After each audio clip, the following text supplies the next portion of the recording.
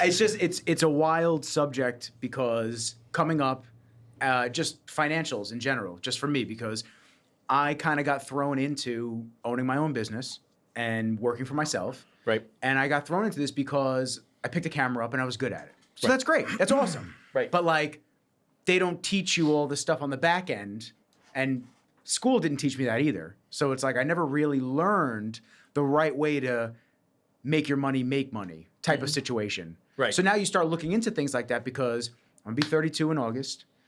I'm single, like to have a family in the next 5 to 10 years.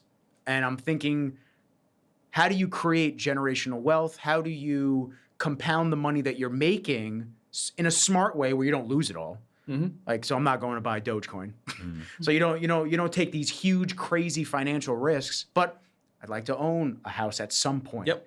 Maybe a house here, maybe a house in another state. Who the hell knows? But as we were mentioning before, you start looking at what $100,000 gets you. Nothing. Not only in just life, Right. but in a yearly annual salary. It's crazy. It's insane. I'm looking at markets of the housing in Huntington Village, let's say, in the Huntington area. What $700,000, $800,000 gets you? It's laughable. It's laughable. Yeah. You look at this, you're like, oh, so now I'm a carpenter too, and I'm an appliance guy because I'm gonna have to do all this of those shit things, right. by myself. The island is also very much insulated from the rest of the country, though, in terms of real estate values. I mean, like if you want to buy in Nassau County, you're splurging. You know, you look at the contributing factors, school district, Healthcare. Yeah, It's just everything, it's kind of night and day, but I mean, by proxy of where you're physically located, I get it. It's expensive, but You start looking at other areas though, even Florida. Yeah, Let's but just give Florida as an example. Florida used to be pretty medium, middle of the road to be able to buy something really now it's nice. out of control. Oh, it's out of control. I It's think crazy. another major insurer just left the other day. It's out of control, and then you look at the healthcare system down there, and you go, okay, I'd rather be here. Yeah, it's not awesome. It's the healthcare system down there it sucks. Yeah.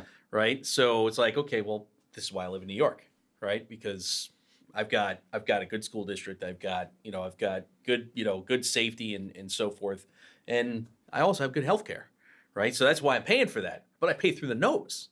Through the nose. Through the And nose. Is it? And then you have to have that Libra scale. Is it worth it? Like, am I going to balance this out? What, is there another area that is more affordable that I'd be able to go, not only have a good quality of life, be able to actually rest a little bit because burnout's real for everybody in every industry, across everything. I talk a lot with creatives. I talk a lot of people in the fitness industry. Yep. And burnout's real for everybody across every single industry. 100%. So it's like, you need that downtime. Am I really getting it in a New York, in a tri-state area? Well, yeah, okay, maybe I go on a vacation. But with that high-paced feel, it's like you feel like I'm laying on I had surgery last year. Right. Laying on my couch for a month trying to recover. And I'm sitting there just going, oh man, it's another month. It's another month. Like you have that itch that you want to just keep going and get right back to it. And I think that's also a product of our environment, of where we are. It is. This is a fast-paced environment, and you've got to be in tune with it. You got to keep up with it. But if you move down south, right? Yeah, you're going to get a slower pace. You're also not going to have as many job opportunities, and then you have to give up. The healthcare side is where you're giving up quite a bit, right? Because you're not going to get the same healthcare you're going to get here. You're not going to get. For example, our inventor got stage 4, neck cancer, right? Neck cancer. Yeah. Which was throat cancer. Damn. And NYU saved his life. That's not true. Ian Parker saved his life. He's just too humble to admit it. So we got him here, but I didn't tell NYU what to do. They did that. Yeah, that but you got part. him here. Yeah, we got him here. We got him here in the nick of time. But he was living down in Mexico. Oh, And, damn. He and I had a conversation. I say, listen, Dan, you gotta get your butt on a plane like today. He's like, well, give me a week. I'm like, I haven't seen you, but I hear your voice. I haven't seen you on a Zoom or anything like that. But it just sounds like this thing's getting worse. So you better get your butt on a plane. What was it getting? He's getting the closed off type sounding, or was it just? This thing looked like half an apple. It's like a goiter popping out of his neck. Oh, yeah, they actually had a tumor popping out. Yeah. Damn. And now that thing when he got here was the size of a grapefruit, right? Now that thing is the size of a bean, right? And it's controlled now. Yeah. It's the size of a bean right now. Are they going to remove it, or are they just going to? They're quite confident that he's going to come out, free. Wow, knock on amazing! wood. Knock on wood. So, it's been 2 months of treatment, the thing's shrunk. It's amazing. Yeah. So you look at the healthcare side of things. I can definitely understand that. Do you look at the schooling side?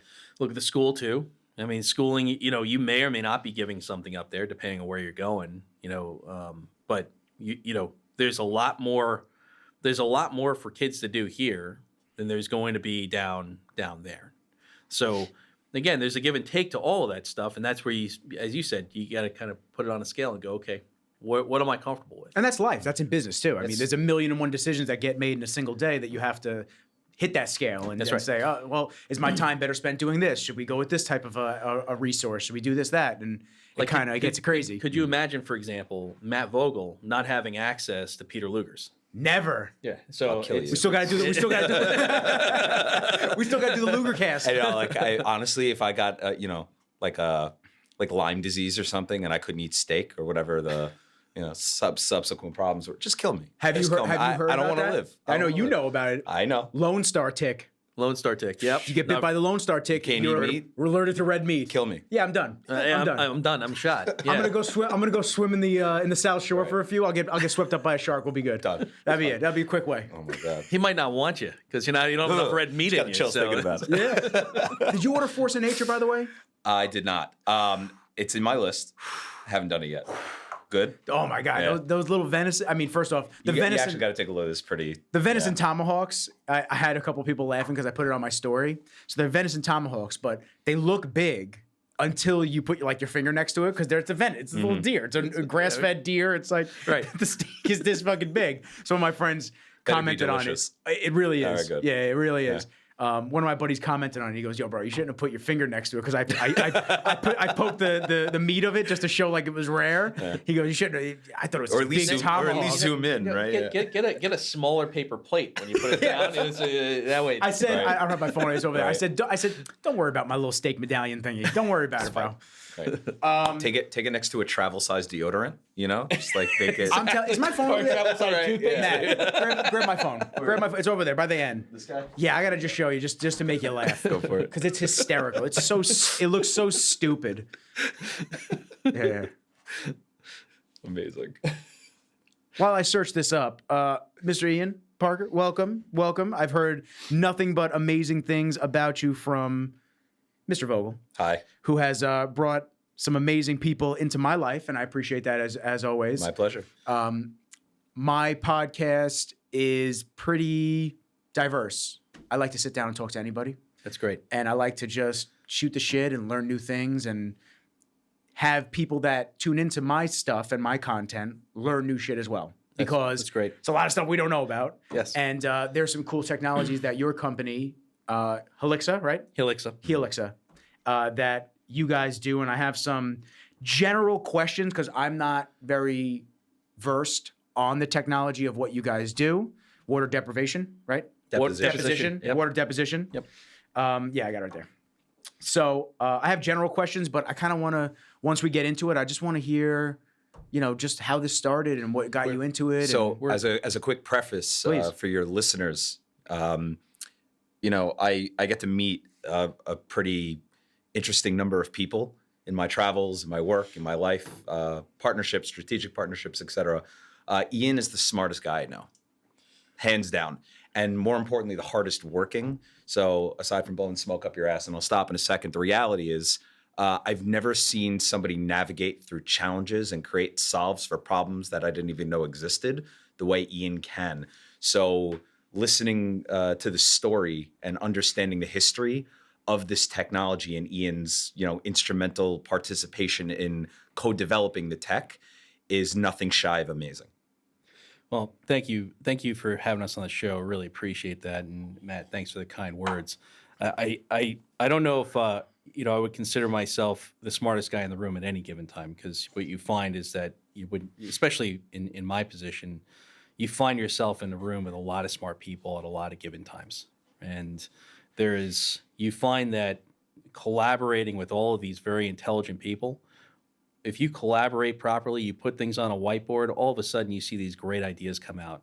And it's about being open-minded. It's about asking questions about what you don't know, as you're going to do today. And it's about getting that data and getting those answers, and then starting to make decisions based on what what you're learning.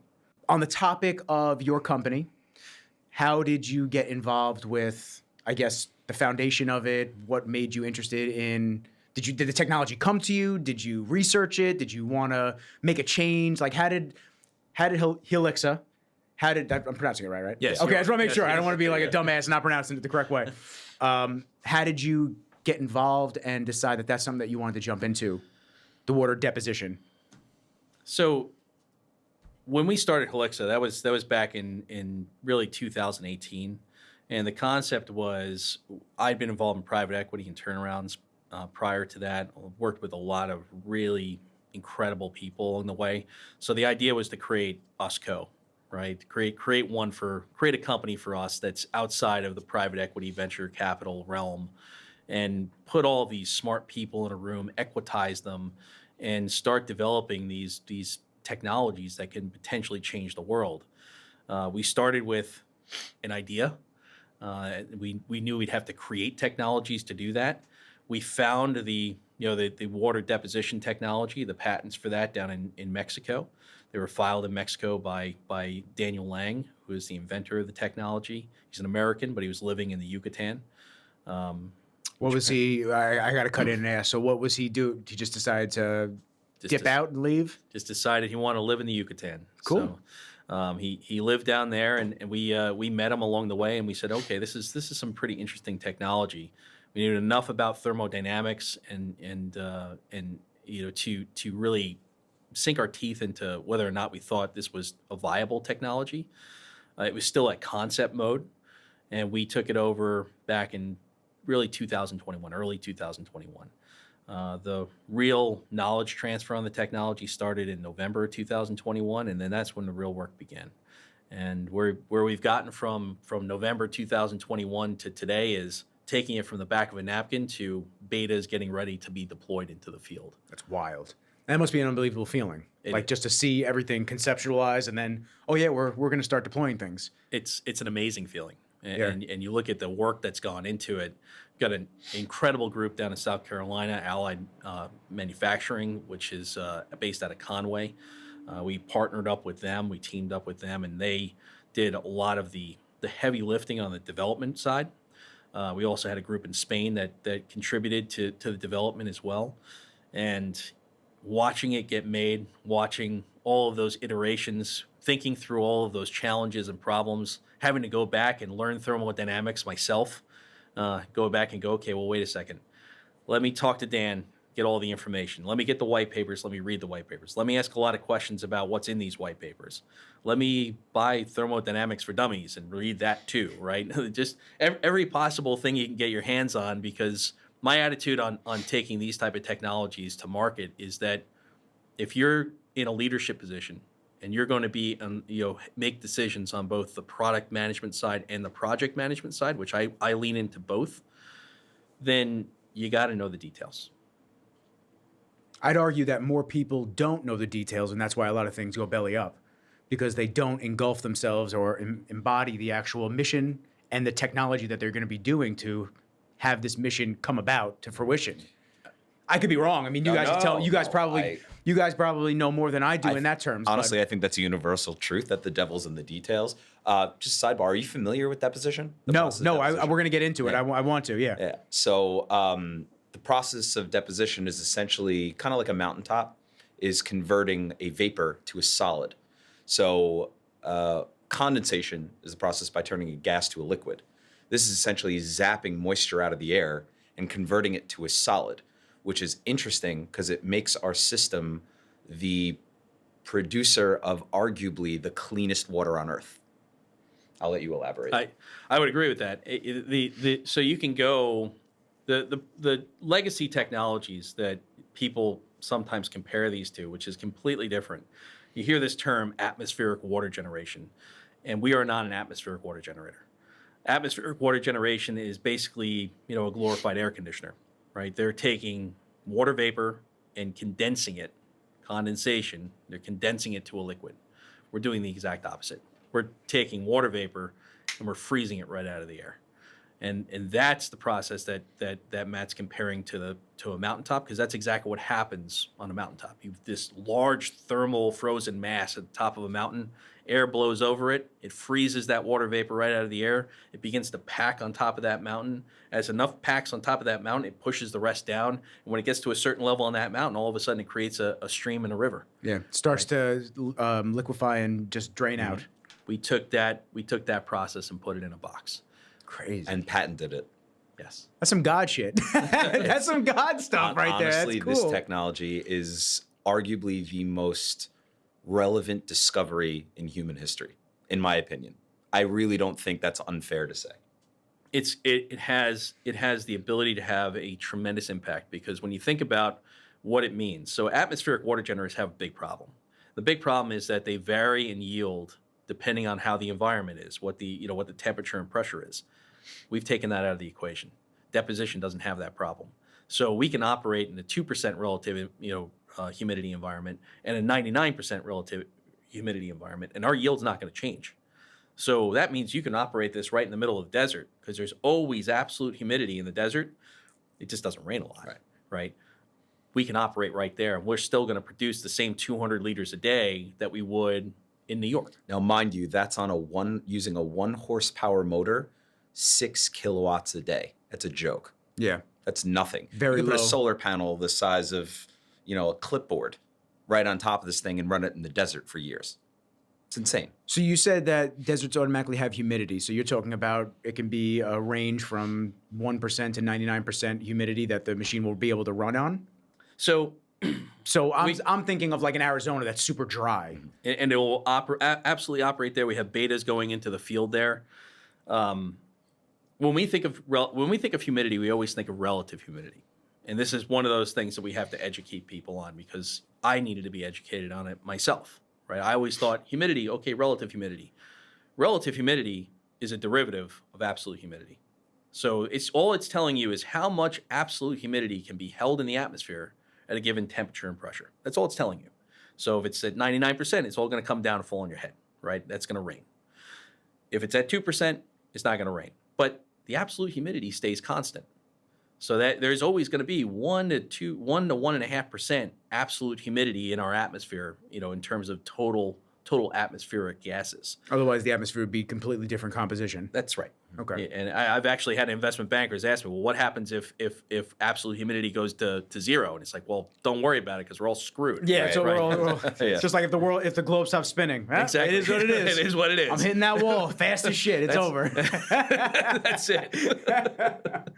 So, relative humidity becomes part of the equation for atmospheric water generators. It is not part of our equation. So that's what makes it unique, is we're not going to vary with the environment. So with respect to cleanliness, if you look at a TDS meter, total dissolved solids, right? Yes. And you check measure my it. water to see how many Yeah. TDSs it has. Well, should get one of those pens that you carry around. Yeah, so might get fanatical with Yeah, it. I'm sure, I'm sure. So Ian educated me on this subject, and I find it fascinating. So what's interesting is if you open like a bottle of Aquafina, right? You're at what, like 0.02 parts per million or something like that, to essentially measure the cleanliness of that water. If you're measuring tap water, you're like at 0.09. Not the cleanest, maybe minerals, maybe not. Who knows? Anyway, when you insert a TDS meter into a cup of this water, you're like 0.001 parts per million. It's arguably the cleanest water on the planet, and the reason being the microbials don't have a chance to attach to the water molecules in its liquid state, because it's not a liquid. It's going straight from a vapor to a solid. So immediately you're eliminating any harm that can be introduced to a said water molecule. And until it melts and dissolves, that's where you get your clean water. Yeah, So wait, let me interject for 1 second, and I'll let you say. So when I think of something like that, now my initial thought is going to be, what about pollutants in the air? That's a great question. So Yeah. we're hearing a lot about forever chemicals right now. We're hearing a lot about PFAS, right? And those type of things in our food supply and our water supply. It's also in the air around us, right? More than we When, think. as Matt was saying, when water is in vapor form, it's moving so fast that nothing can attach to it. So when you freeze it, you're isolating the molecule. When you condense it, you're not, right? You're allowing other things to enter into that condensation, right? But when you freeze it, you're isolating the molecule. So nothing can attach to it. So when we test our water comes out completely pure without a filter, right? You're going to want to filter it over time because you don't know what's going to happen in the collection unit over time, right? There might be some dirt, some dirt and some debris that gets in there over time. But from a microbial standpoint, no microbials can attach to it.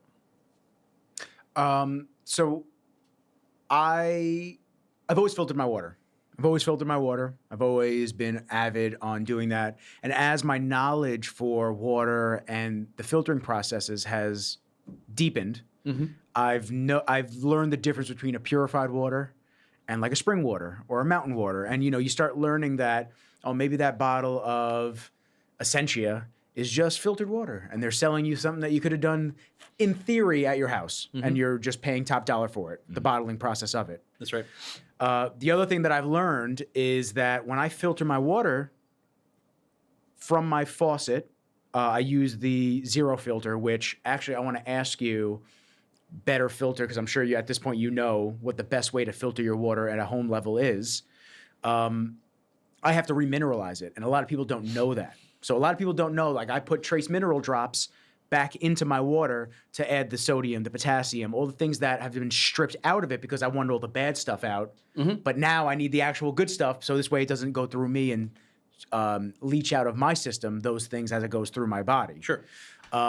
So when I think of stuff like this, there's going to be no electrolytes essentially from the vapor, if I'm correct in understanding that. That's right. So now, would you suggest a remineralization of the water? I know we're probably looking at the technology at a home level right now, and it's on a greater scale than that. It's on a people don't have water and they need it in an area that has no machines that are able to do this, and that's why we're bringing this technology in. But I just wanted to get your understanding on that side of things, the electrolytes of it, because TDSs aren't always bad because they have the electrolytes in it, but like when it's estrogenics and all these other things that are added into the water supply, that's when you got to worry about it. Yeah. So in terms of remineralization, there are simple filters you can buy to do that, and we do recommend that you remineralize the water. It'll also add a charge to the water too, right? So those are things that can be attached very simply to by the end user, or can be designed for we can design it for that purpose. But it's just a simple attachment to the exit water. And those things exist today. They don't need to be invented as it's as simple as a drop. Exactly. It's a drop into your water.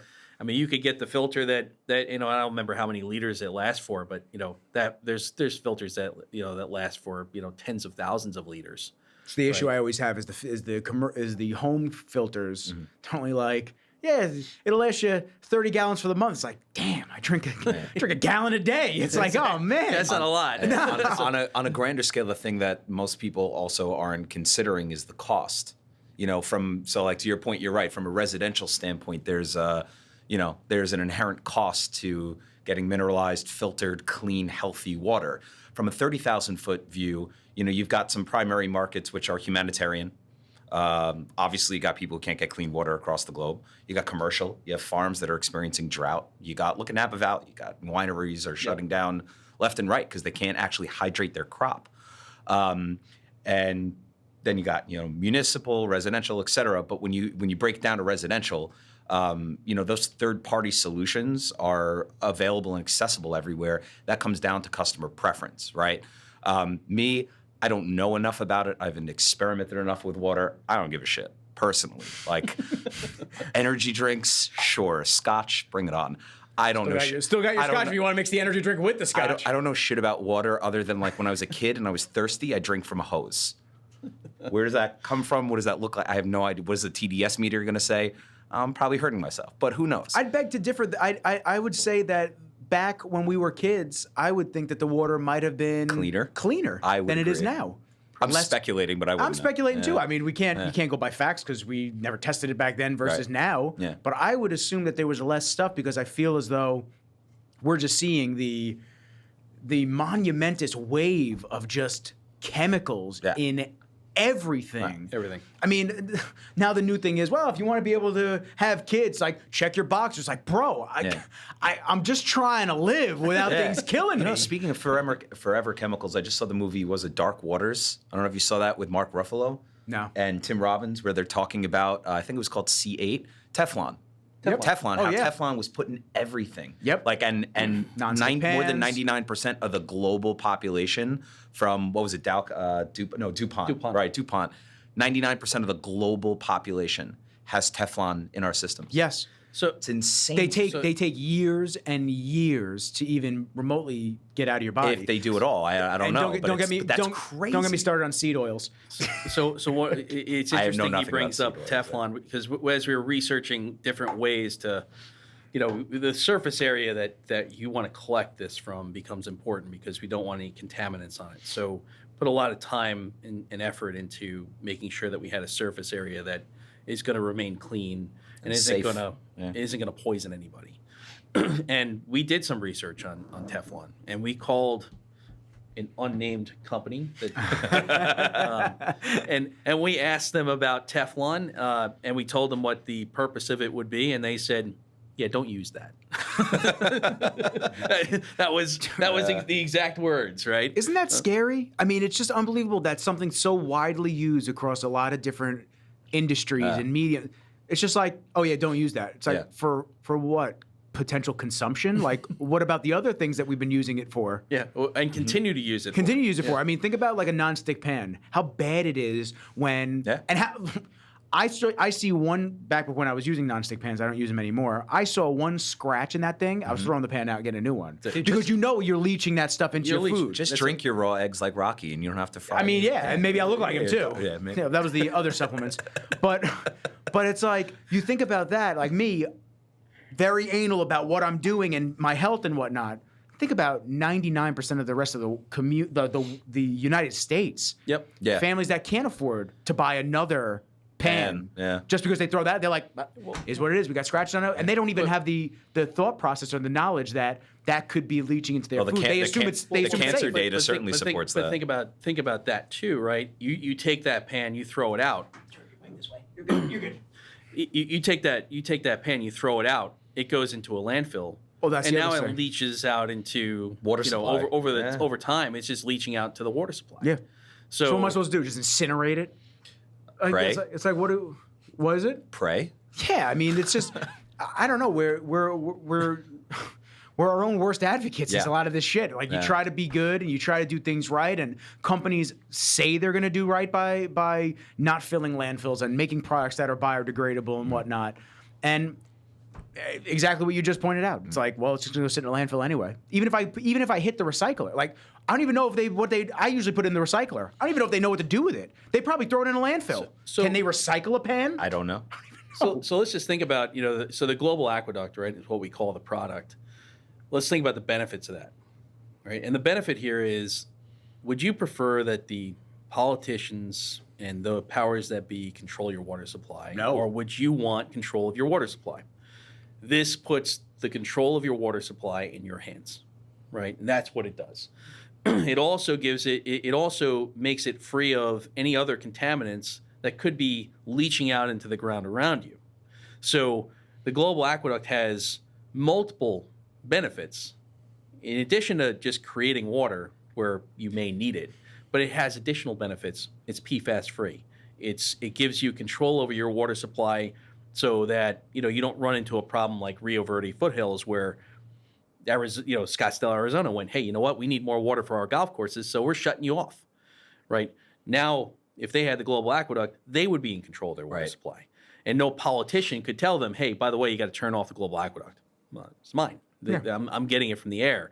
And this water vapor in the air around us is a constant supply. It evaporates every day. As soon as we take some out of the air, it fills right back in, right? That's just the way our atmosphere works. So we're tapping the most unlimited supply of water that we have. What is which it like? It was like 30 quadrillion. 34 quadrillion gallons of water exist in our atmosphere at any given moment. That's on the planet. Yeah. Yep.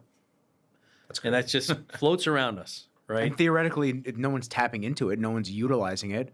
Now, what happens if we have all of these systems all over the world and we start pulling from it at a mass amount? I'm talking very futuristic, obviously.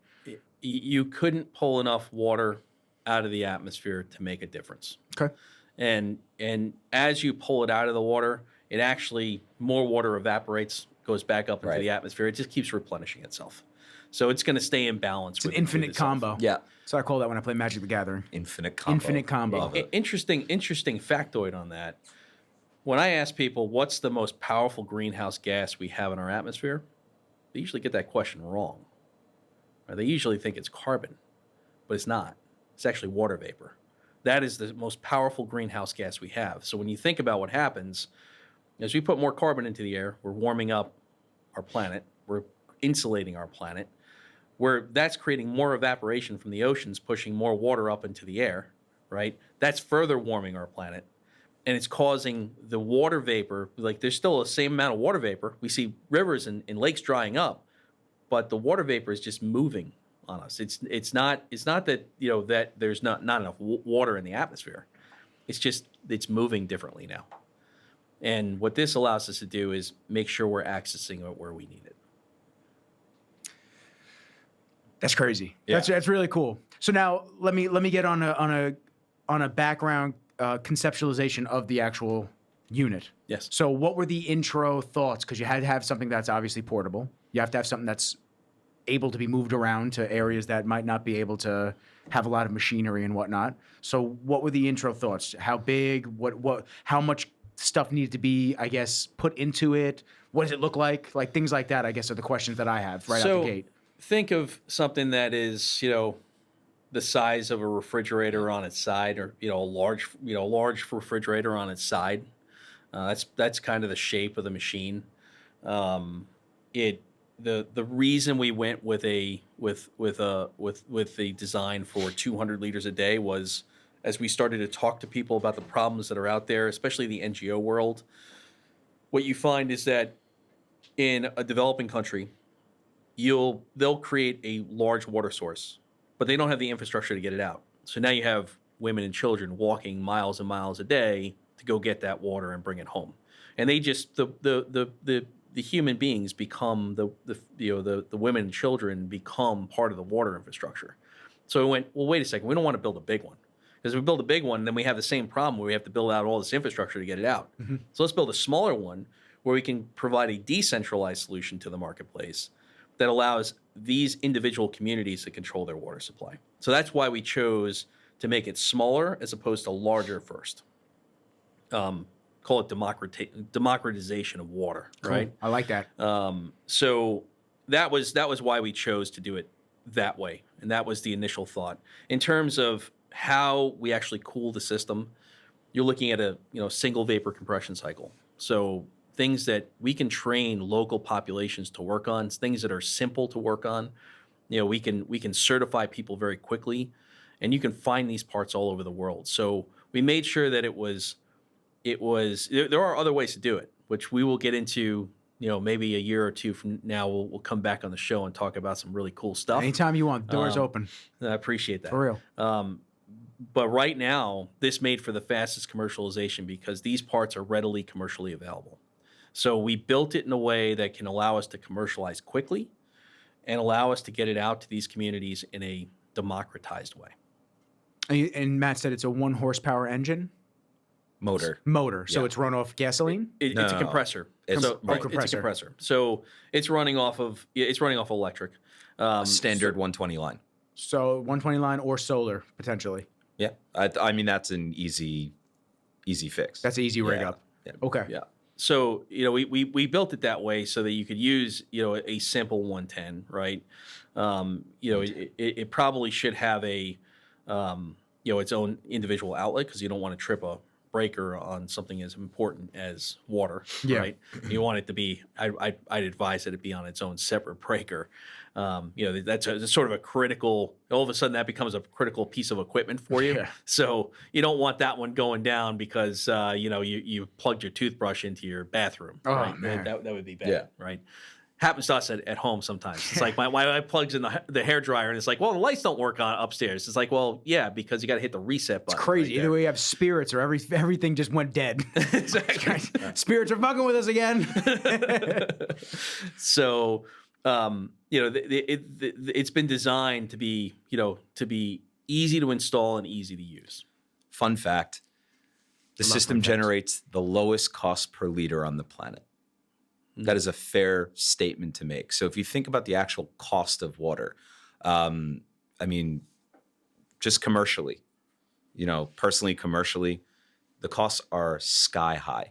The fact that this is not just affordable, but it's the cheapest solution and the cleanest solution out there, because again, third-party factors to yield the kind of water experience you want as a general consumer, that's on the residential side. That market's the last one to be accommodated. You got to go humanitarian, then you go commercial, and you solve the world's problems. But you do it at the lowest cost per liter on the planet. It's nothing shy of extraordinary. That's right. And it also has military applications too. Like for example, one of our key advisors, Chris Miller, former Secretary of Defense of the United States, he's a Green Beret as well, right? He was one of those people riding horseback into Afghanistan. You saw the movie 12 Strong with Chris Hemsworth? To be honest with you, I know the movie. I just haven't seen it yet. This is him. But it's the him. character is basically Crazy. That's awesome. Yeah, it's awesome. So, Chris has significant experience, in the field in Afghanistan, Iraq. What this means for our military to be able to, when you think about supply chain, when you think about moving in these arid environments, water is always a problem. And a lot of times we're bringing that in, on large cargo, planes, right? And what does that do? It risks more lives because we have to bring it in that way. It slows the movement of our troops down, right? And we can actually solve a lot of those problems by just self-generating the water right there on the ground for them. So this has military applications as well.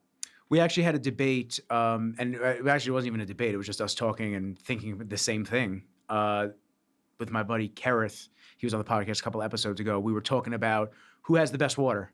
And we were talking about Fiji water. And I'm like, I love Fiji water. And he goes, and he said, it's so clean. Yeah. Just taste it. But he said, think about the harvesting process of Fiji water and then to get it off the island and get it everywhere to commercially ship. Crazy. Although they're talking about being environmentally, friendly and all this stuff, it's like, well, you got to get all that water off the island and get it out to the world. So now you're using ships, you're using planes, you're using all this stuff. So does that offset the... Yeah, it's kind of like the electric car discussion, what's better, gas or electric, but then you got to extract all the cobalt from the earth in order to create you're plugging it in, and it's being run by factories with oil, and it's like, okay, well, what am I doing? Right. Yeah. And it's like, well, I only get 200 miles, so sick. Yeah. How much did I help myself and the environment? Yeah. When you look at cost per liter, as Matt was saying, if you're at, let's say, anywhere from 1.5 to 3 cents per liter, right, of clean water produced on a daily basis, that is a cheap rate. That is freight that most people are going to be willing to pay for clean water on a daily basis. The municipalities, yes, they could do it for less, but they're all subsidized, right? You're going to get it less from a municipality, but you also might find yourself shut off, right? Some politician at some point in time might say, hey, by the way, you can't water your grass, you can't fill your pool. That, you're not in control of your water supply. This is a small price to pay. We see that. To be able to... We see that pretty often, especially California. That's right. It's pretty crazy to see that type of stuff, just basic human rights that you think that you're just not only due, but, have access to. Living in the United States, it's like all of a sudden, well, you can't do that. It's like, what are you talking about? Yeah. Like, water? What do you mean? Where do I live? There's a lot of profit and control. Well, that's what I like that you said, the democratization of the water supply. Yep. Yeah, because when you said, would you trust having government handling all of your water supply? My instant answer was absolutely not. I mean, how many movies have we seen? It never ends well. Dystopian future, where water's controlled, the population is dehydrated and dying and starving. I've said it time and time again. And this is the solution. I've said it time and time again. It doesn't matter what side you lean. Doesn't matter who you believe in. Right.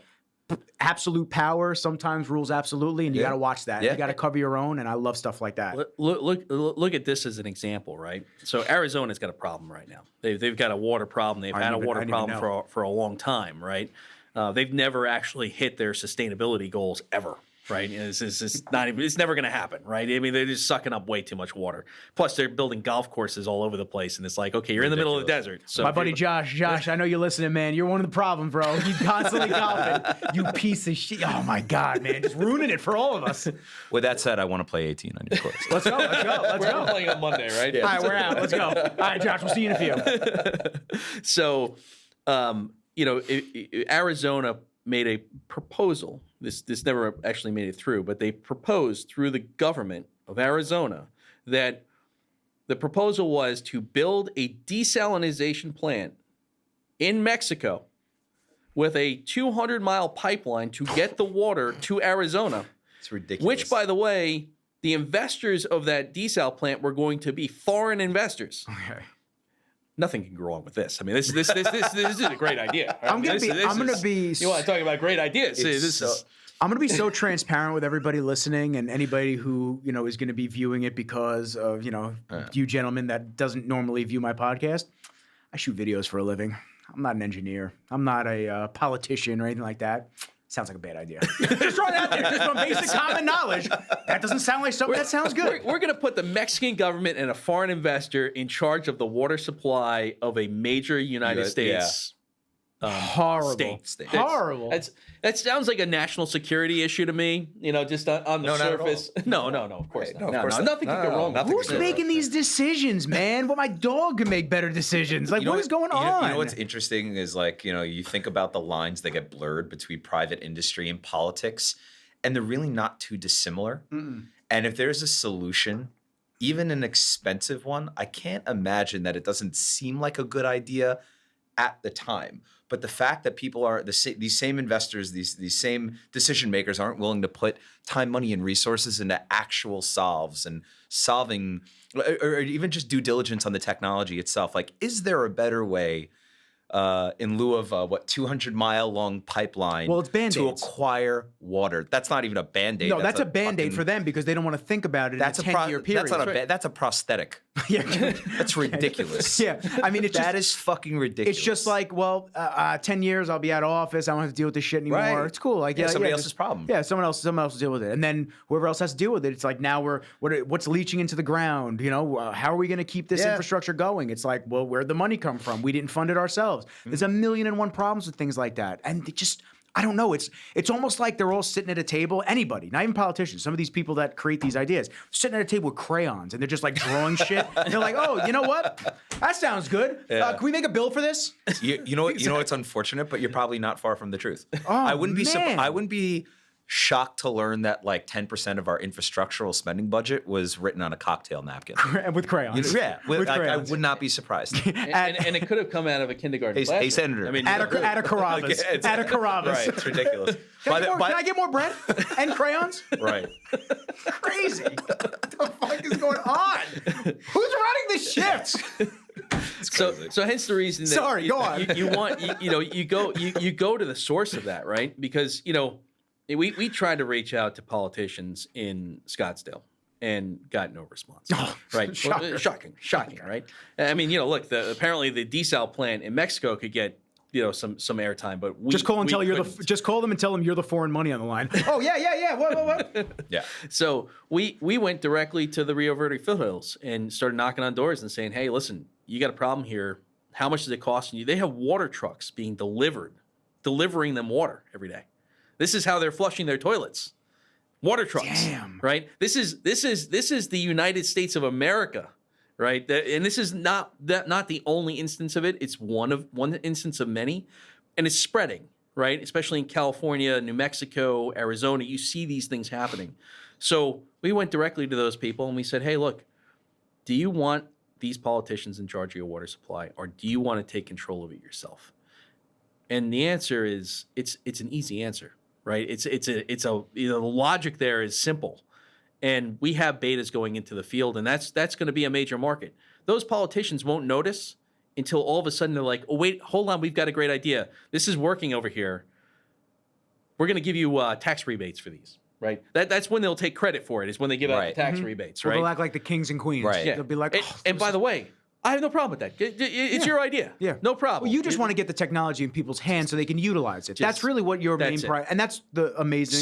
So again, to primary Ian's, focus. to Ian's credit, and again, this is going back, so Ian and I actually know each other about 7 years ago, right? Like we met 7 years ago, got drunk at Absolutely Mario's for a month, totally forgot about it, and then linked up about a year ago, when he, invited me onto this project, which I thank you for very much, by the way.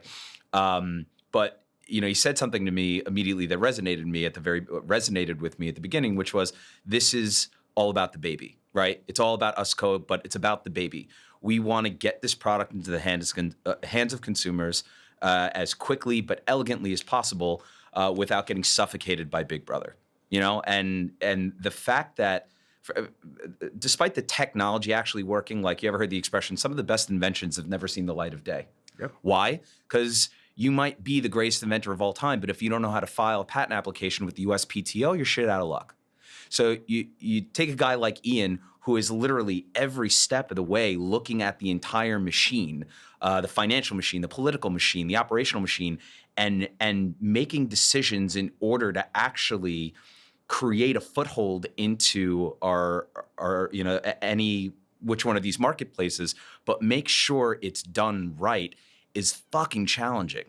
And he does it like a champion. Like I still don't understand how he navigates through the challenges that he does, but when you need to eyeball all the threats, assess, and strategically like navigate through these problems. Like I've just never seen anybody build a company so strong, even in its infancy, because we're still in our infancy. We're right now about to launch. We're going to the production line in Q1, Q2, 2024, and to say that all of this has occurred from here to there, this is still step one. And I'm sorry, go ahead. Yeah, the one thing I would say is, and this is just kind of general advice to entrepreneurs out there, right? Ask a lot of questions, right? Surround yourself with really good people. Ask a lot of questions, and make sure you're making informed decisions. And don't be afraid about making mistakes. You're gonna make mistakes. I make mistakes. As I heard Jack Welch say one time, somebody asked him if he evaluates people on their batting average, how many times they get it right. And he said, no, I probably only get it right 51% of the time. And it's more important to me what you do when you get it wrong as opposed to how many times you get it right. Mm. So don't be afraid of making mistakes. When you do make a mistake, create a culture internally where people can raise their hand. As I tell people all the time internally in this company, if you make a mistake, don't hide it. The first thing I want you to do is come forward and go, hey, listen, I think I made a mistake. Or I made a mistake. Raise your hand. Let us know, right? And we will solve it together. We don't kick our players while they're on the ground, right? We go over there, we pick them up, we help them up, we start mutual moving accountability, mutual respect, extreme ownership. Yeah. That's like a Jocko thing. I read his book. I read some of his book. I have to finish it, but that's a big thing with him at the SEALs and everything like that. Just extreme ownership. Don't kick the bucket down the road, and it just makes things worse. It just makes things worse. Yeah. So ask questions and make sure you create that culture inside, inside of your organization where you always have transparency into what's happening, right? Don't let people be afraid. If they're afraid to come forward, if they think that, there's this, the dictator paradox, right? That's a real thing in global and geopolitical politics, right? Dictators in the beginning, sometimes they're making very good decisions, but then somebody disagrees with them and they shoot them in the head, right? And before you know it, you only have people around you that are going to tell you what you want to hear. And at that point in time, you start making a lot of mistakes, right? And that's when the downfall happens. So you want people around you that are going to come forward and give you honest answers at any given moment in time, even if you disagree with them, right? But note it, right? And I'm not afraid to go back to people and say, hey, by the way, you were right about that. I made a decision here. I made a call, but you were right. Now, how do we get back to here, right? How do we go fix this together?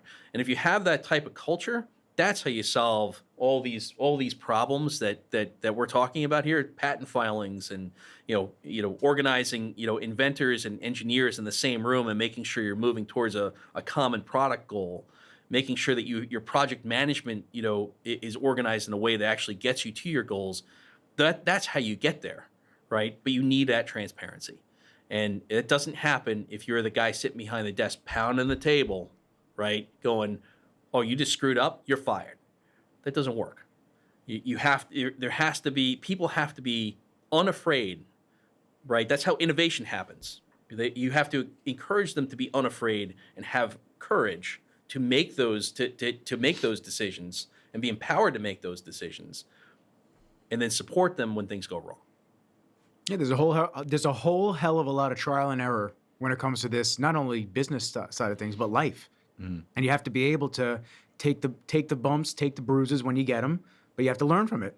And that's how you get to that next level. That's how you get stronger. That's in the gym. That's in everything. It's just like everything. It's a life analogy. It's just like that's just how you get better and you progress. But I couldn't agree more. If you have people around you that constantly coddle and say the things that you want to hear or don't challenge your thought process, this and that, that's how companies die. That's how people and countries die. That's how things become little problems to large problems. When I first started doing videos, it's very hard as a creative to take feedback from not only clients, but people. Like if I send a video out to a friend, hey, yo, what do you think? Like, you're nervous because this is somebody watching the art that you've made over X amount of days, X amount of weeks, X amount of months. So like when you initially do that showing and you get feedback and it's not what you thought it was going to be, it's hard to not let your ego take over and go, well, no, you're wrong for thinking that. Like, no, this is why I did it. It's like you have to be able to take that coat down and go, okay, I see where you're coming from. Let me see if maybe I can switch things up. Maybe that does make sense. Right. Then you trial and error. You do it. You go, oh shit, it does make sense. That That's also crazy. requires a lot of practice. Not everybody has that innately. I think, you got to kind of be taught that. So it's funny. I was telling my salespeople the other day, like, you familiar with the two wolves parable? Did we ever talk about that? Like back at maybe. the CCP days? Maybe. So I use this like analogy. So in Native American mythology, there's something called the two wolves parable, right? Within each of us are two wolves, and they're constantly at war. Yes, the I've positivity heard wolf this before, and the yep. negativity wolf, right? And the negativity wolf is full of disdain and malice and hatred and maleficence or whatever you want to call it. And then the positivity wolf is full of love and benevolence. And which wolf wins? The one you feed. Yep. Right? And it's wise because it's Native American, right? It's Yeah, got to be, right? it's of awesome. course. It's gotta be. Yeah.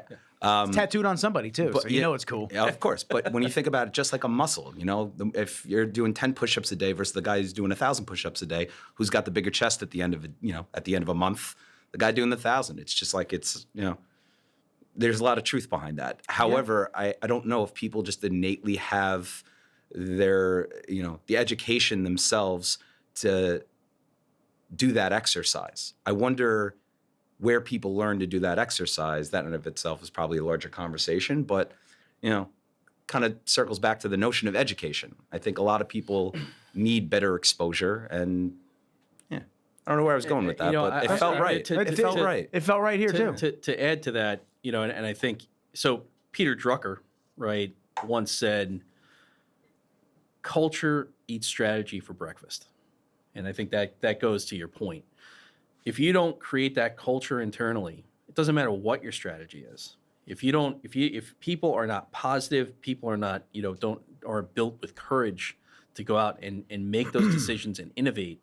If they're afraid to come into your office and tell you what they think, it doesn't matter what your strategy is, because as Peter Drucker said, culture eats strategy for breakfast. So you got to create that culture, and that's that positivity is part of it. We become corporate cheerleaders to a certain extent, right? I do. In my role as CEO, I have to be positive about things, even when they go wrong. I have to tell them, okay, look, it's okay. Yes, there's a problem. I'll give you an example.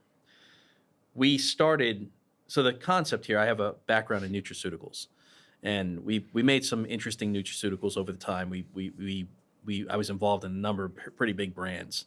And initially I put together a group from, came out of Metrics and EAS and Quest, right? Familiar with all of them. All of them, right? And these were all top guys and from all those places. And I said, look, we're going to build a technology company. But the way we're going to build the technology company is I'm going to start with the nutraceutical side, and we're going to do the CBD piece, right? And we're going to start with CBD. and we built, a CBD line, and we had, going into COVID, we had a lot of orders. I mean, tens of millions of dollars of orders going into early 2020. We were in the resets in some major retailers, right? We were going to have our own little set, which is a big deal, right? Yeah. When you get that little set, I mean, I don't care if it's 3 inches or 6 inches, but that's a big set for a little company. And then Donald Trump gets on TV and he says, okay, this thing is pretty bad. This COVID thing's pretty bad, and we're going to shut down all the airlines and all the travel to the United States. And I remember thinking to myself, that's not good. Yeah.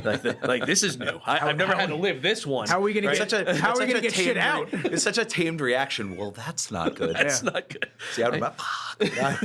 So got up in the morning, and we had investors who had already come in. We had technologies we were working on, but the idea was to take the cash flows from the nutraceutical side, and we're going to use that to support the technology side. Great strategy. And get up in the morning and start making some phone calls to the buyers. We're going to get back to you. Mm-hmm. We'll get back to you. Speedway guy, we'll get back to you, right? We'll maybe a couple of days from now, we're on track, though. We're on track. Rain check for a week. Rain check for a week. Yeah. And then about 10 days later, millions of dollars worth of orders that took a year to build, wiped off the map. Done. Mm-hmm. So call a meeting the next day. Board of directors is freaked out. Everybody's freaked out. And we go, okay, look, guys, we don't have that. So you're going to have to replace that part of the strategy. But we're never going to be a nutraceutical company. We're going to use that to build the tech. And the tech is already moving down a path here, right? We already identified what techs we want. We already have one in the healthcare space that's moving down the path. That's pretty well positioned for what's happening right now. So we're just going to pivot. And, these are things that happen. We just have to roll with the punches here. Nice and calm. We just started moving, right? And I like to compare, business to soccer. I played a lot of soccer in my life, right? And I was a very good soccer player. And in soccer, the one thing you don't want to do is stop the ball, right? The ball has to keep moving, right? You stop the ball, you're dead, right? That's when everybody swarms on top of you, right? I teach my daughter this all the time. Don't stop the When ball. a slide tackle right? comes in from the back and you just wipe out.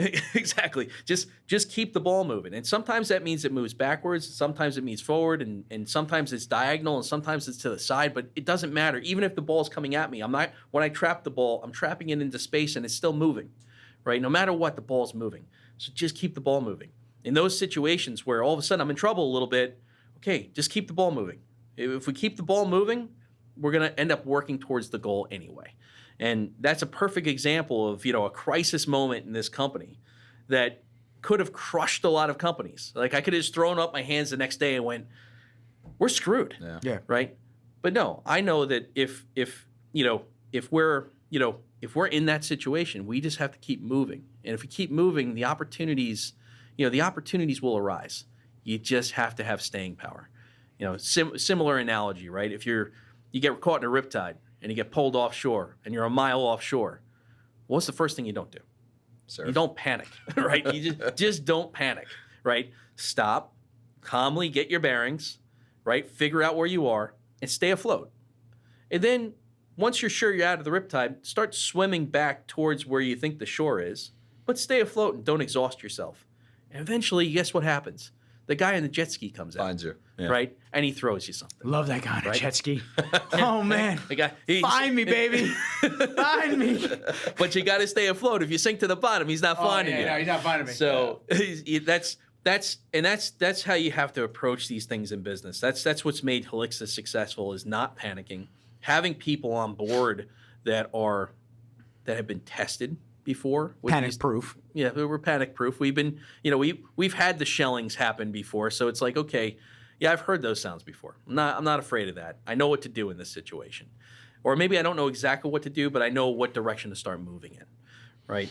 And those are key, right, to solving these problems. And I think that's why Helixa has been, we're this pink sheet company, right, that has on its advisory board former congressmen, former state senators, former, Secretary of Defense of the United States, former executives from Fortune 500 companies. We trade under the symbol EMOR and nobody knows who we are, right? but we're not a pink sheet company. I tell people that all the time. We may be on the pink sheets, but we are not a pink sheet company. We got here by not panicking. We got here by being methodical and keeping our bearings at any given moment in time. And that's been key to getting a product done, and it's been key to moving this thing towards the New York Stock Exchange. So that was actually going to be one of my questions. What was that like? Going from a private to publicly traded, that obviously had its own challenges as well. Yes. So what was the thought process behind that? So private companies, when you have there is reporting involved in public companies. So you're walking into a challenge when you do that. You have to be properly advised. We are well advised by law firms here in New York. Morton, Hock, and Hammeroff is one of those law firms. You need proper advice to make sure that you stay compliant on the public company side. Why did we move to a public company? Because we could create a currency, right? And that currency means something more than just, now I have something that people can look at and go, well, yeah, no, he's at 30 cents today, right? Or he's at, 40 cents today. I can do a deal with somebody, but I have a number on that sheet. That's not me putting that number on the sheet. It's the market putting a number on the sheet. And that allows for more deals to happen, right? It gives us more flexibility in creating deals and creating structures that align people's interest. So that was the purpose of it. And it's worked out pretty well. And you find that a public trend where investors and people can see that's more useful than showing on a private side, here's a balance sheet type of situation? It's definitely for us it was. Okay. I wouldn't say that I would recommend that to for everybody. Yeah, no, I'm just asking in your situation because it's a unique to you guys and what you guys were doing. And how it helped us, accelerate the process with our strategy. It helped us a lot. Now, it came with a bunch of headaches, right? Sure. Because now we have reporting that we have to do every quarter. We have things that we have to do under a microscope. Yeah. And the under calls OTC and markets. whatnot. You have to have the shareholder calls and That's right. yeah. We have a shareholder meeting coming up, on 7/21, for example, right? And that's just something we have to do. So you are subjecting yourself to more regulatory, to more regulatory scrutiny and more hurdles. But we are not an SEC reporting company, so we're kind of like public company with training wheels right now. Okay. We're on OTC, so we have to do the alternative standards. The alternative standards are still standards that you have to hit on a regular basis. It's still stringent. We've been doing that for 4 years. Once we go to SEC, the standards are even higher, right? We have done things though to ensure that we're sort of going above and beyond the standards we have to hit today, so that we're ready at any moment's notice to go right to the NYSE. Practice for the big game. That's right. Yep. Yeah. It's a challenge. It's a challenge. Like you said, the training wheels, and they eventually they don't just come off, they fall off. And then it's like right into the game, right into the big game. From like an investor's point of view, it's really interesting to evaluate the company where it is today, because it is a pink sheet, stock, but there's a difference between like search and research, right? Anybody can pull up a laptop or a tablet, look up a ticker symbol, and make assumptions about their bid ask, their daily volume, their history, but not know what's going on behind the scenes. And without disclosing what's going on behind the scenes, it's pretty extraordinary, is all I'll say. That's right. But again, when you research this thing, so like for my, for your edification, I myself went down to South Carolina to look at the first beta unit in the facility. And I was doing due diligence for maybe 3, 4, 5 months before, Ian invited me down to look at this thing. And we opened it up, and I pulled a little snowball off the thermal sheet, and I ate it.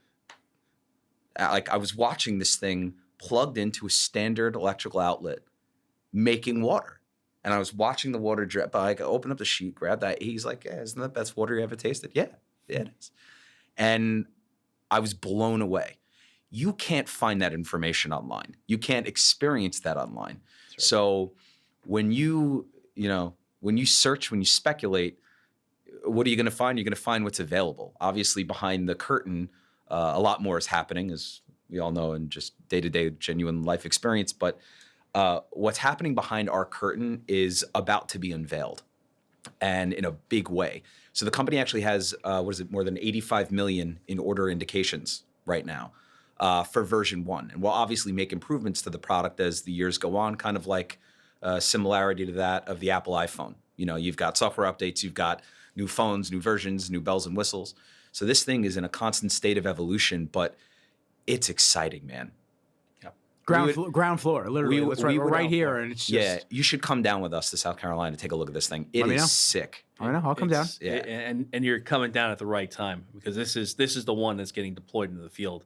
You know, just a side note on that, right? Just want to say how happy I am for Dan Lang for getting better. He had throat cancer, and you know, we got him into NYU, and that, you know, they've saved his life, right? It's amazing. He's gonna get to see his invention in the very near future, you know, in the field. Yeah. For the first time ever, right? In September sometime, he's gonna see that first beta unit in the field. And he was very close to not seeing that. As an inventor, that must be an unbelievable feeling. That must be unreal to see what you've designed come, like, really think about, like, the first car, you know, the first real automobile that was rolled off the line. Yeah. That feeling of just, wow, it's here, and now we get to make improvements and fine tune and tweak it even more. If anybody deserves that feeling, it's Dan, because he's the sweetest guy you've ever met. He's an amazing dude. We become friends over the years, not just colleagues but friends. And you know, when we brought him up from Mexico, you know, he had stage 4, you know, throat cancer when we got him into NYU, and that was on March 27th, right? And that thing was the size of a grapefruit. Of this year? Of this year. Yeah. Damn. It was the size of a grapefruit when he got here. And I said to Dan when he got here, I said, listen, brother, this is as much about medicine as it is about positive mental attitude. And you got to want this, right?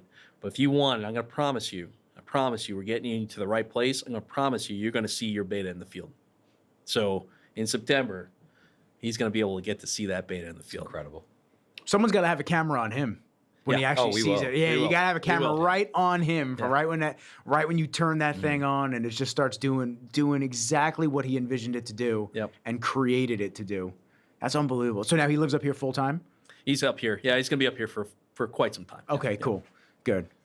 Yeah, we'll keep him with the good health care. And we need to keep him right where he is. He's in He probably had cleaner food down there, but we got to keep him with the good health care. Let me tell you something else, and this is just a shout out to NYU. Maybe. You know, yeah, Yucatan, man. Maybe. Yeah, clean, man. They did an amazing job. Yeah. You know, that team at NYU, just an incredible job. Just not just, you know, the treatment itself, but walking him through each step of the treatment. I was in the room on many of those.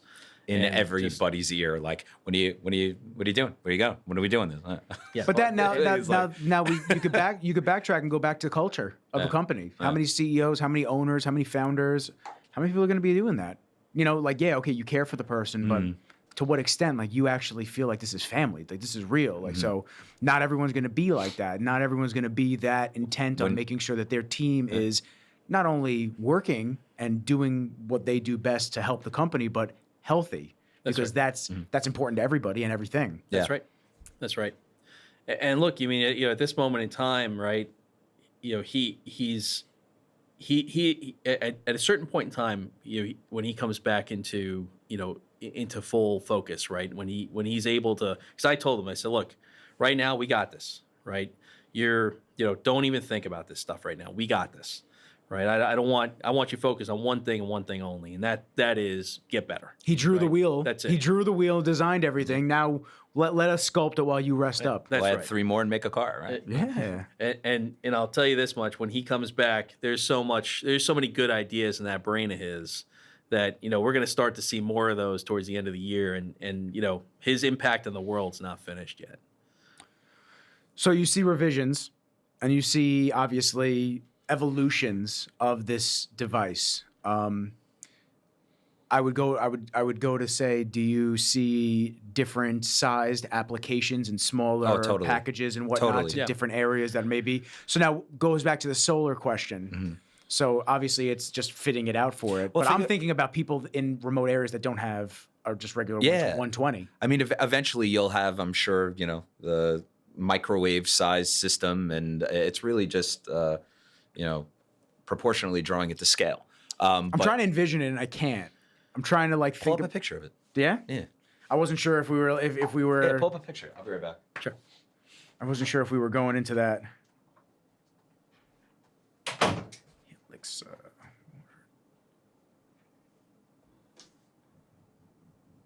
Global Aqueduct. There it is. Let's see. Oh, okay. Is that it? Let me see. Yeah, that's what it looks like. Okay. Yeah, it's that. Oh, and you got the little spout on the back. Yeah. Oh, So okay. There's gonna be a couple coming out the side. That was one of the original. Oh, there's one of the original renders. designs. But they'll come out the side now. But It's probably easier than just on the bottom because then Right. you have to have it propped up on something. That's right. Okay. So that system is about. The system right now is about, let's call it 4.5 by 3.5 by about 5.5 feet tall. Okay. So yeah, it's- like you it's said, not- small fridge, It's nothing not really. huge. No, it's not a huge footprint. But I would compare this one to, this is like the first cell phone ever built. Yeah. Right. This is the one you carry in a briefcase. Right. Only the cool kids have them, but they're only cool until the iPhone comes out. Right. Our iPhone version is not there yet. Right. And those are things that are happening in the background. We filed some additional provisional patents for those things, and we'll start working on them. But the goal right now is to get to minimum viable product. And there's another, maybe just a life lesson that I've learned over time, right? And that is, for a product. So you don't let your engineers decide what the product looks like, right? That's you have to make those decisions yourself, Yeah. right? And you have, because the engineers, at the end of the day, they want to keep doing what's best for the product, right? They want to keep refining it. You have to determine as a product person what's important to you at that moment. What am I willing to give on, right? And that's why project management and product management become two different things, right? Because my project management will get adjusted by my product decisions, right? So if all of a sudden I see that we can't quite hit something, well, is it good enough right now for a minimum viable product? If it is, then let's check the box and move to the next thing. And don't get stuck on this. It's easy to get stuck on those things and get into what I like to call get ready mode, right? You don't want to be, paralysis by analysis is a real thing, right? You don't want to get stuck there, right? You want to lay out your product features that you need, that get you the benefits that you're going to be able to sell, and you want to check those boxes one by one. And once you check them, don't go back. Don't go back until you're done with that first version or you're done with that minimum viable product. Once you're done with that and you have that pushed out the door, then you go back and you take a look at all those other things that ended up on the vision board and you recalibrate. But that's why we're here, right? Is that constant looking at, okay, well, how do we get to a product? How do we get to something I can sell? How do we get to, and I don't care if it's, nobody has anything like it. So nobody has any, let's pretend nobody has any cell phones out there. This is the first ever cell phone. Well, yeah, it's got a briefcase. You got to carry around with it. Okay.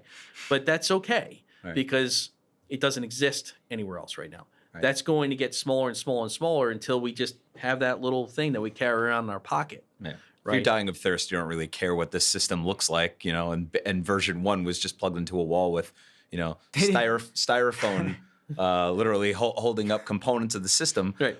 They didn't paint it? Cool colors? Sorry. Bunch of bullshit. That's crazy.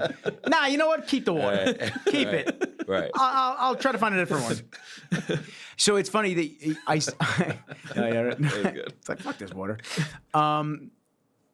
I love watching tech evolve. Yes. I worked at Apple for years. I love seeing new revisions of phones. I mean, I've jumped between Android, iOS. I like different things.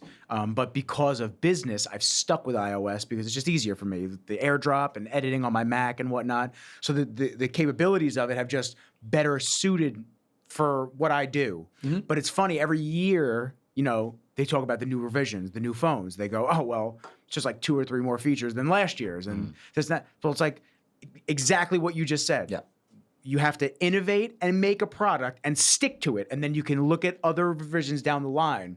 But if you're just making a product for a year and then all of a sudden you go, oh, well, we could add this feature that would be good. It's like, oh, shit. All right, well, now we scrap it and we go back to the drawing board. It's like, that's not what you can do. You can't do that shit. That's right. So you start listening to people and you go, they can't do that. They have to release these things in functional waves of the technology. That's right. And when they're ready, right? So, and again, that's where the product person becomes very important here. And I sit in that role quite a bit.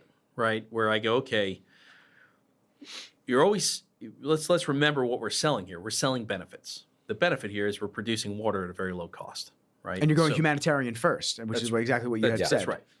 So that's the benefit we're selling. The features and how that happens we get stuck on them sometimes, especially as science people. Like my science brain can get stuck on features often, right? And I go, wait a second, hold on a second. Is that really important to the benefit that I'm selling right now? And those are the questions you constantly have to ask yourself to make sure that you're focusing on the benefits, right? Science people like to focus on features because features are cool, and those are things we get stuck on. But it's the benefits that are most important. And if I can check the boxes and get to this benefit that I'm going to sell, and I know I can sell that benefit, then I've got an exchange of value that I can propose to somebody. And what sounds sexier than, hey, you want the cleanest, cheapest water on earth? We got you. Got you. Nothing. That's right. Nothing sexy. Fuck Fiji. Nothing sexier. You don't got to than get that. anything from any island. That's we right. got you right here. Right. That's it. No pollutants. Nope. Nothing. We're freezing it. No pipelines. Y'all like snow cones? And you're in control of your water now, right? Not a politician. He said it again. I love that. Yeah. Oh my God. That's like just it hits a certain thing in my brain that just goes, I You're need in control more of of your that. water, yeah. That's right. Control of my water because I want to be control of my food and everything. I don't want to have to rely on other people. You start going back to the more you see just from ulterior motives of human beings and in different industries, like you had said earlier, the more you see everybody's hand in each pot and doing different things and what benefits me versus like what benefits the actual consumers, you want to be in control of these things. You want to be the one that makes the decision. How clean is my water going to be? Like, I don't want to have to rely on somebody else to filter out my water when I know they're not doing a good job now. Right. That's right. Scary. That's right. Oh, it's so scary. Oh, I hate it. and that is, that. So when you think about selling benefits, right? And this is just, sort of marketing 101, right? I'm not selling features on this machine. How the water freezes inside the machine is something cool that Matt and I like to geek out on, right? I like that too. But it's not important. It's not the benefit we're selling. The benefit we're selling is the fact that we're actually producing water constantly and consistently wherever you want it, right? And you, as the consumer, can put that anywhere you want, and you now control your water supply. That's the benefit we're selling. And like you said, like we've said a few times now, ground floor. This is the first anything. So it's like the sky is literally the limit. And as long as the product that you're creating for this first run, especially, as long as it aligns with the mission statement of what you guys gotten, all of this together for, the years of development, all the struggles, everything that you're doing to bring this to market, as long as that checks the box for the mission statement and then it's a win-win. It's a win-win. Yeah. As far as impact, again, I can't not say this. Sorry for the double negative, but I truly believe that this technology may be the most significant in humankind. And I think the company has real potential, let alone the aspiration, to become the world's first $10 trillion company almost overnight because it's water. Who doesn't need water? Not just water, clean water. How many days can we go without water? 3? That's right. Yeah. I will say that I can't comment on stock price, but we are one of those. I was waiting for some type of a it's okay. I will say this: we are one of those companies that we're at 30 cents or 40 cents today. What was that ticker? but we are one of those companies that you wake up one day and you go, wait. How did I miss that? Yeah. I thought they were at 30 or 40 cents. But we're one of those companies that you wake up one day and you go, hold on a second, when did that happen? Right. Right. Those events are coming. I certainly am not going to comment on overall market cap, but we I'm are just speculating. Don't mind me. There was the disclaimer, guys. So we're clear. This is all speculative in nature. Yes. And just like Man. I've given some health advice, I'm not a doctor, so consult your normal physician. Wait, That's you're right. not a doctor? But No. Oh. I click buttons and I just make Oops. videos and But things. you make it look so good. It looks good. It looks good. But we are at a point where we're at that inflection point, from a public market standpoint, and the sky is the limit for us. I'm not sure how high the sky is, but we're gonna go test it. We're told it's Oh, X yeah. amount high, but I've never seen it or been up there, so it could be higher. I have no idea. That's right. Yeah. Let me ask you on a personal, like just a human level, without the companies and stuff like that. How does it feel? How does it feel to see all this come to fruition? It's super cool to get up in the morning and look at my kids, right, and go, hey, you know what? I'm making the world a better place for them. Actually, Yeah, when people we're- think they are and they're it's- not, but you actually are. There's real impact that's going to happen here, right? This is a technology that has real reach, real impact, and the things that we can collaborate on with other people to attach to this technology as a solution, right? Not just selling products, but creating other solutions off of it are, limitless, right? Because when you think about it, water becomes the basis for pretty much all the solutions you need in the world. Right. Life. You're establishing longevity for the human race. Life. That's right. Life. So you think about vertical agriculture. We have a colleague of ours that we're talking to right now, and we're very close to reaching an agreement with for collaborating. He has some of the most fascinating vertical growing patents in the world, right? And what do you need to be able to take those vertical growing patents and the vertical growing tech and implement it in water stressed areas? You need to be able to create water. So now you think about the combination of those two things. Now I got water and I got food. So there's a lot of different things we can build off of this to not just make an impact with what we have, but continue making a bigger and bigger impact. The gentleman he's talking about, by the way, is my good friend Chris Kaminsky, who owns Precision Cultivation Systems. So I just wanted to give him a shout out. When you say vertical growing, I know it's not your specialty, but vertical growing, you mean just the agriculture in a high elevation, or just in actual just. So his systems, in very layman's terms, can yield about 30 to 40% more plant growth across crop and agriculture in Oh, you're talking about many scalability, varieties number-wise. Gotcha. Okay. at, let's say, 60 to 70% of the duration of current growth. Right. Yeah.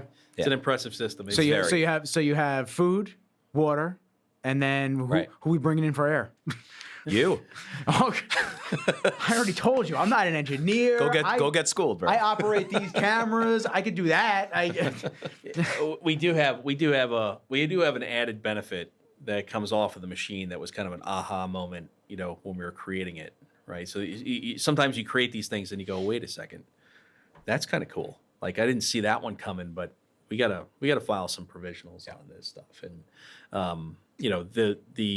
the waste air that we have coming out of this is cold, dry air, Refrigeration. So when you think about that, now you're creating water, but you also have cold, dry air coming out of this. So there's some pretty cool stuff happening here that we can use to further benefit, sustainability, and sustainable living.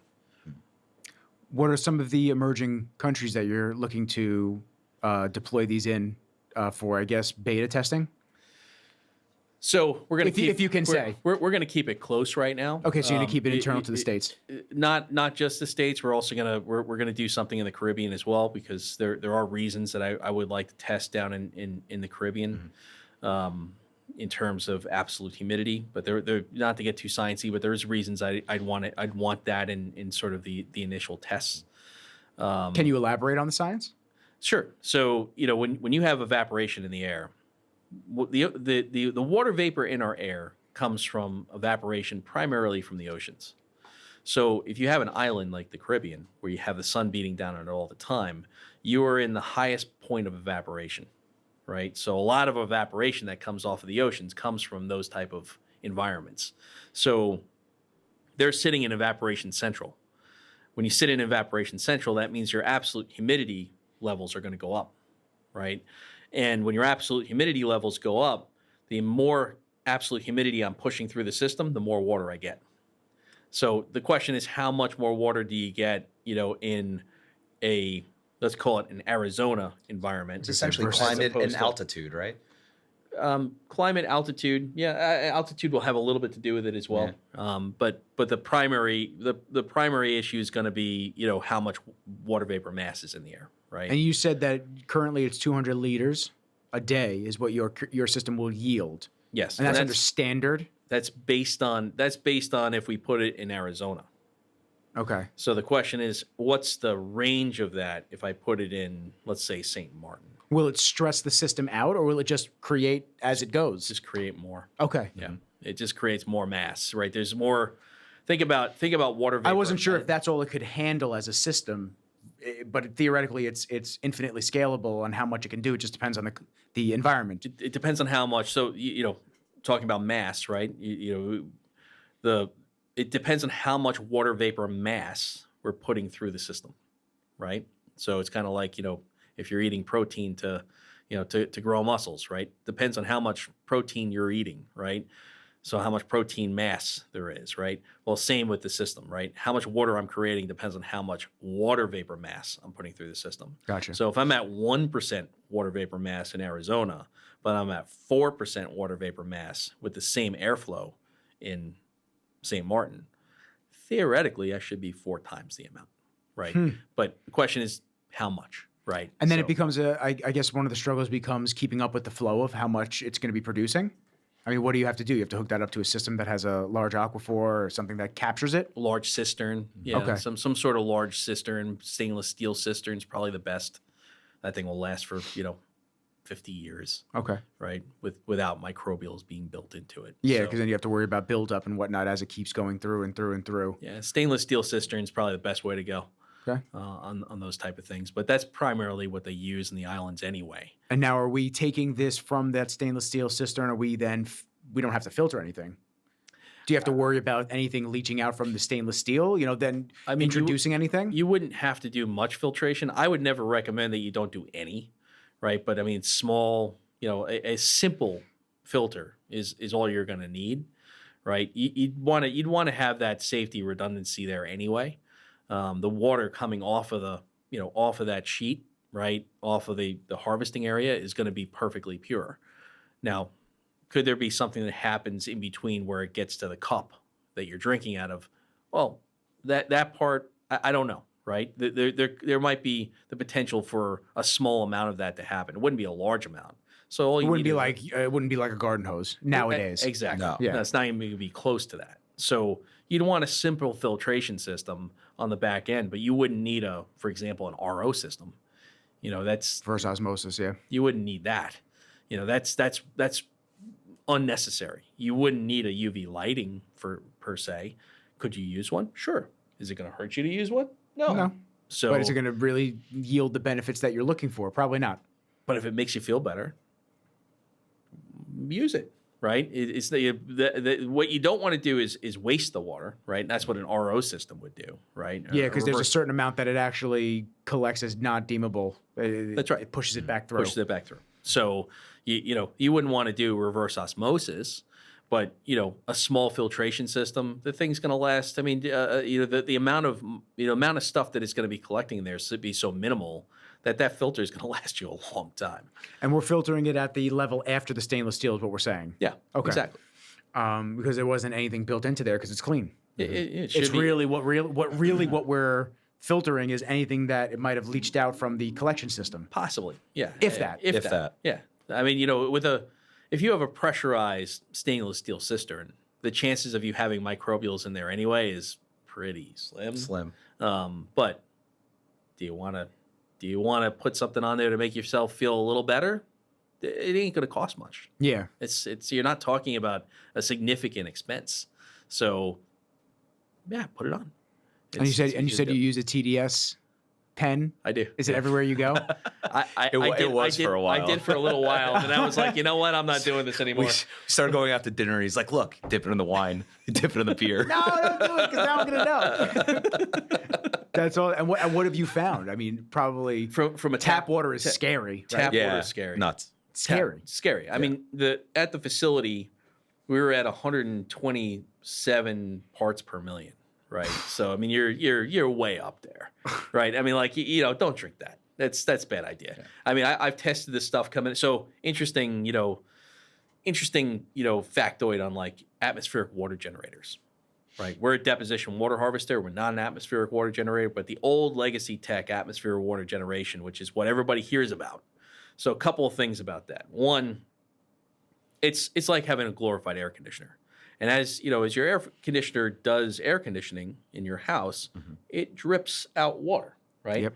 And that water drips into a pan and it leaks out in a leak line right out into wherever, into the yard or out top of the roof or It the attic. sprays or onto Right. me. I have a split duct unit in my apartment. Okay. And that shit just keeps I'll be So you laying shower on in the, it? dude, I'll be laying on the couch and that shit'll just like all of a sudden drops will hit me in the face. I'll look around like, what is that? And I'll see that the beads of water will be hanging off the So that's atmospheric Literally, yes. water It's harvesting. like one of these in my apartment. That's exactly atmospheric right. There you go. water generation. Yeah. Exactly. Yeah. The problem with that is it's very high in microbials, right? So Yummy. the question I Right in the always, forehead, great.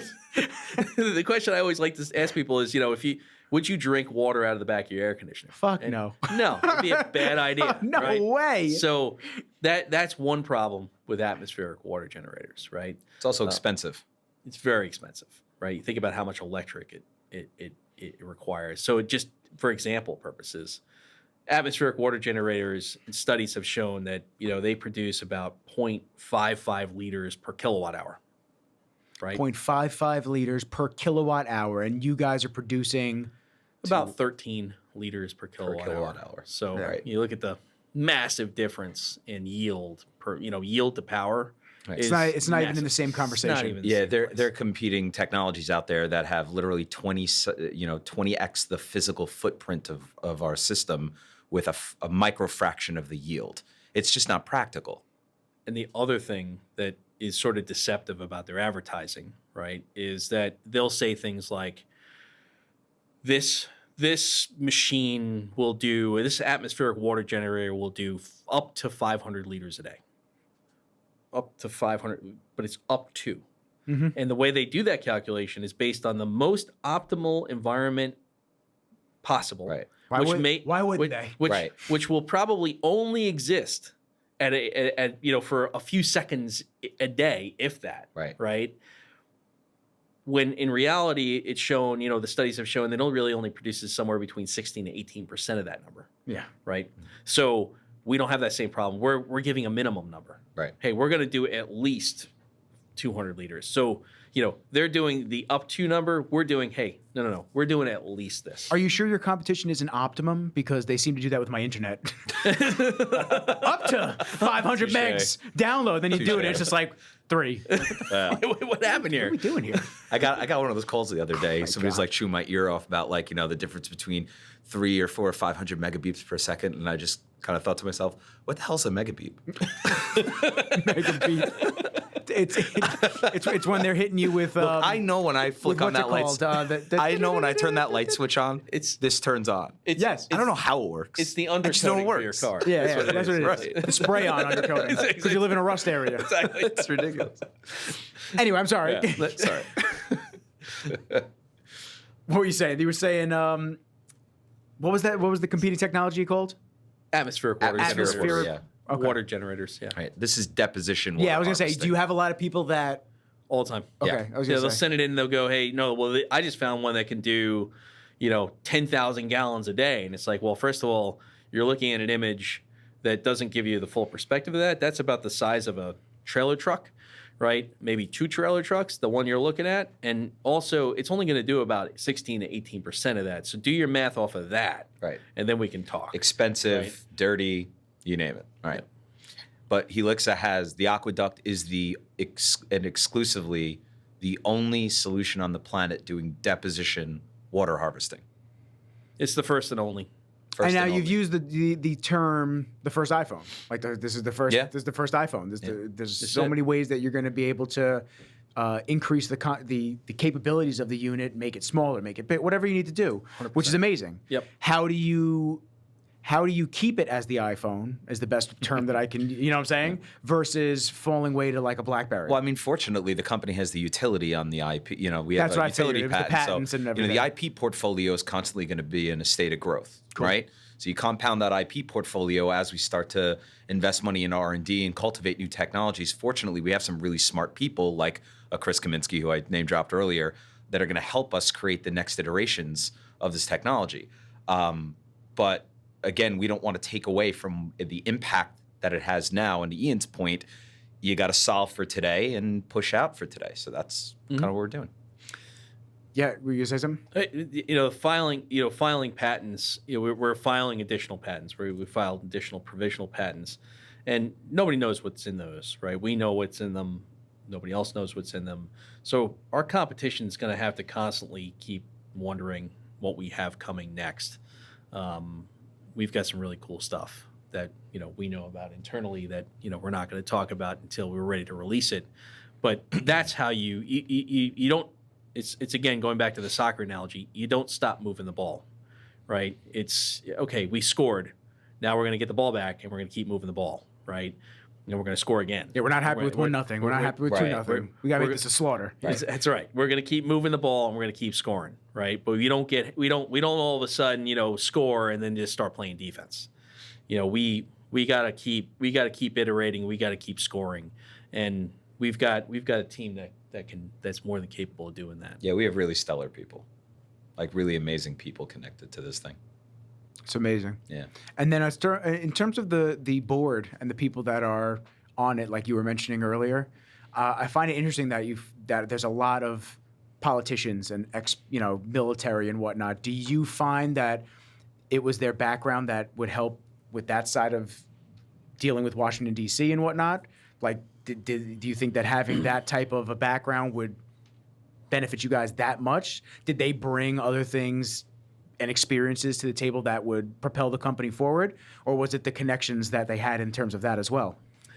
I think each of them has brought and contributed to where we've gone, right? I'll give you an example. Military. I didn't serve in the military. I don't know anything about the military apparatus. I don't know anything about DOD. I don't understand how it works. I don't understand what the budgeting process is. I don't understand what the procurement process is. I don't understand any of that stuff. But you sit down with Chris Miller, or you sit down with some of the other people that have been around it, and you go, okay, I'm getting the inside scoop from the former Secretary of Defense, right?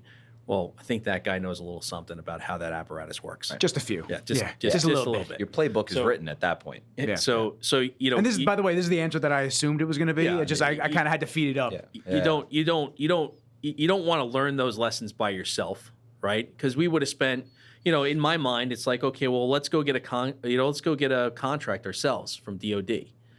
Well, turns out that would have been a big, colossal Mess and waste of time, because the ability to do that and not go through a prime contractor who already has contracts is a complete mistake, right? So learning that without making those mistakes is what you get from an advisory board.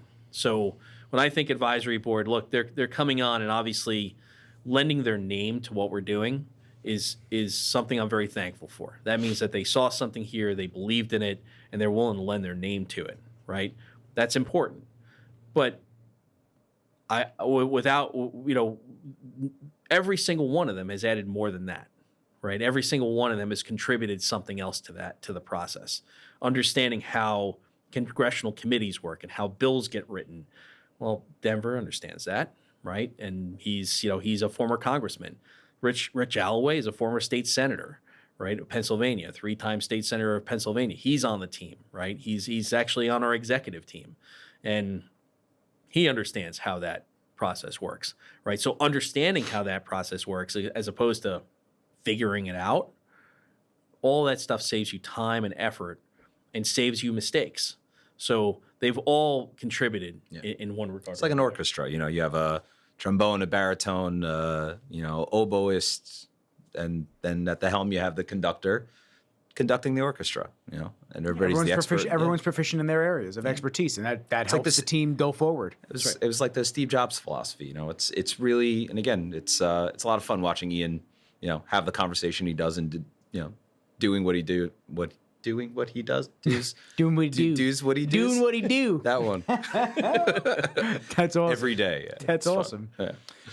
So how can people listening, how can they follow the progress? Do you have social pages? Are you guys throwing content out? We do. Yep, we have a social page. Helixa Inc. has a LinkedIn page. It has a Twitter.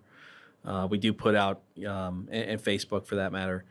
So we do put out information on there.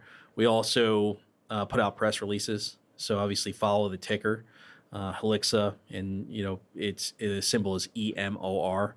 We never actually changed the symbol. That was a process with FINRA that I didn't feel like going through. So save the headaches. I'll wait until we go to the NYSE, and it's a whole lot easier. So. At this point in time, that is the ticker, and they can follow us there. And they'll see all of our releases.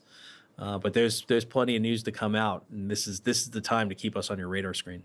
That's amazing. Listen, I appreciate you, and Matt, I'm ever appreciative of you bringing amazing people to come talk and amazing stories that I can't wait to now follow more in depth and just see the exponential growth that you guys are going to be able to accomplish, and even more so the amount of people that you're going to be able to impact, especially not in our country, other countries. Because listen, there's a lot of people that aren't as fortunate as us. We woke up, we're just born. We woke up in the United States, in a specific state, in a certain household. Like, we didn't have a choice on that, and we got a really lucky draw, unlike a lot of other people. So just the small things that we take for granted, like clean water, food on the table, whatnot, beaches to go to. No, I don't want to go to the North Shore. It's mostly rocky. It's like, bro, fucking people aren't drinking water in the middle of nowhere. You're actually making a great point. It's funny working on this project every day is like it's that emotional reminder that like we're actually, impacting the world, changing the world, and we did get the best luck of the draw. We really did. And it brings that into the forefront, at least in my mind, every day. The first thing I told Ian was like, I'm scattered, I'm all over the place, and investments all over the place. But realistically, I told him from day one, I want to quit everything I'm doing and work for you.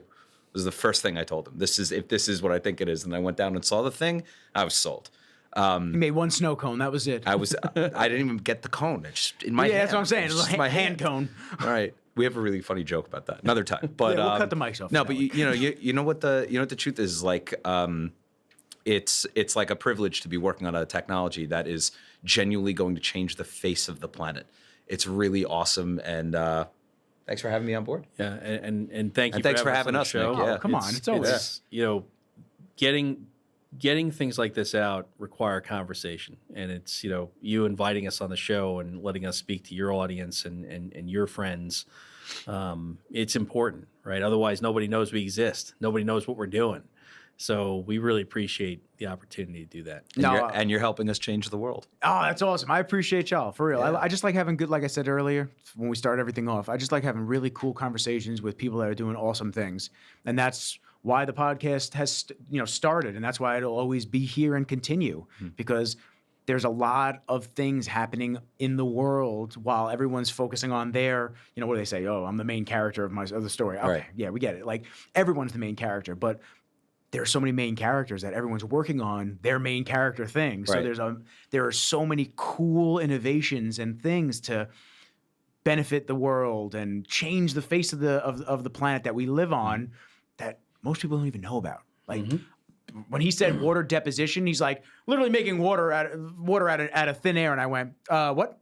Yeah. I was like, I don't know, never heard of that. That's so that's pretty cool. Yeah. So it's really cool to actually sit, intellectually have a conversation, talk about things, and then this increases my knowledge base on this topic, so I can tell people that I hang out with, like, yo, you gotta check this out. This shit's crazy. Yeah. And that's how the conversation, exactly what you said, gets out. That's right. So On that note, I appreciate everybody for listening. Thanks for having us. I believe is episode 59 or 60. I have to get better at that. I'm just like horrible at that. I come in, I rip the episodes. I don't even know what episode I'm on. Perfect. Doesn't matter. Y'all see it in the show notes. But on that note, peace.